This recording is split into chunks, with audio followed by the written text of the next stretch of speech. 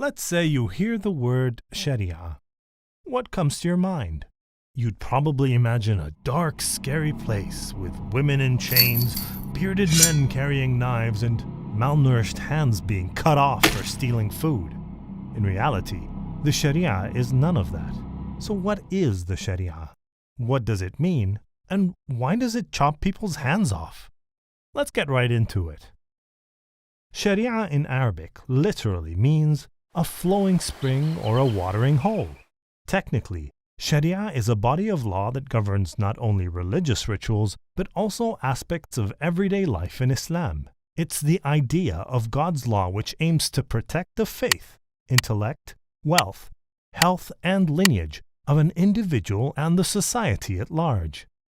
And just like any other broad legal concept, the Sharia is a unified whole that contains within it tremendous diversity. Sharia can primarily be divided into belief, aqidah, like belief in God and His prophets; practical rulings, fiqh, such as laws pertaining to food and drink; character and morals, akhlaq, like kind treatment to one's spouse and parents. Much of the Sharia deals with day-to-day rulings, with sometimes the odd question like, can I eat a crocodile, or can I bathe in tea? Now, let's get to the hand-chopping part, shall we? In Islam, punishments are known as hudud, literally meaning prevention, restraint, or prohibition, and they fall under fiqh, comprising only less than 10% of it. The hudud for a person who steals is to have one of their hands amputated. Hearing this, you might imagine hands being chopped off for all kinds of petty theft, but the reality couldn't be more different. Simply because, whenever a crime occurs, Sharia law requires due court process to take place, and the accused is innocent until proven guilty. Furthermore, there are more than 60 conditions that need to be fulfilled for the amputation verdict to be actually carried out. Some of these conditions are as follows. The item was stolen from a secure place, having a value of more than 10 dirhams of Meccan weight. The thief is an adult, of sound mind, not insane, and committed the crime out of his own free will. He was neither under duress, nor was he drunk, or motivated by hunger. The crime was witnessed by 2 witnesses of upright nature who do not disagree or retract their testimony. A month has not passed since the crime occurred. The thief, he or she, is neither a uterine relative nor the spouse of the person they stole from, and so on and on until all the 60-plus conditions are fulfilled.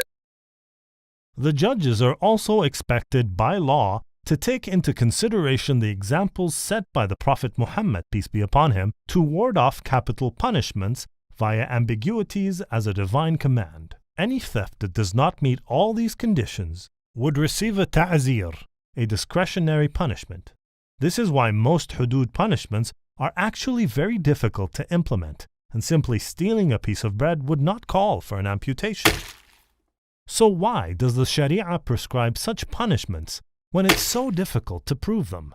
The answer lies in understanding the nature of hudud, which is to deter a person from committing a crime. As hudud punishments are daunting and intimidating, it helps potential criminals, people in general, to stay away from it, which is why historically, the lands in which hudud was implemented in totality saw very little crime.